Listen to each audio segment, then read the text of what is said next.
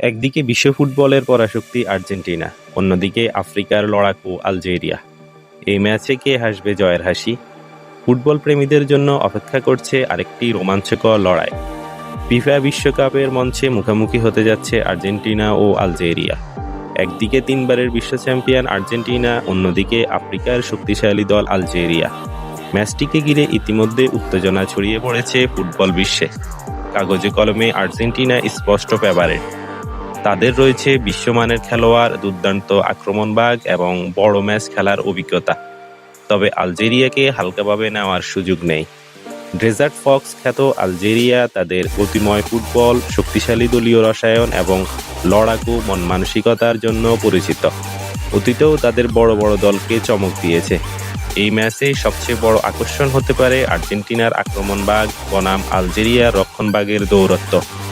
আর্জেন্টিনার ফরোয়ার্ডরা কতটুকু কার্যকর হতে পারে আর আলজেরিয়ার ডিফেন্ডাররা তাদের কতটুকু আটকে রাখতে পারে, সেটাই হতে পারে ম্যাচের টার্নিং পয়েন্ট। মধ্যমাঠের লড়াইও হবে সমান গুরুত্বপূর্ণ। বল দখল ও ম্যাচের গতি নিয়ন্ত্রণ করতে পারা দলই এগিয়ে থাকবে জয়ের পথে।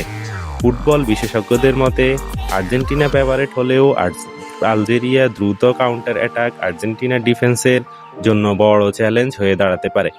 বিশেষ করে ম্যাচের প্রথম 15 মিনিট দলের জন্য খুবই গুরুত্বপূর্ণ।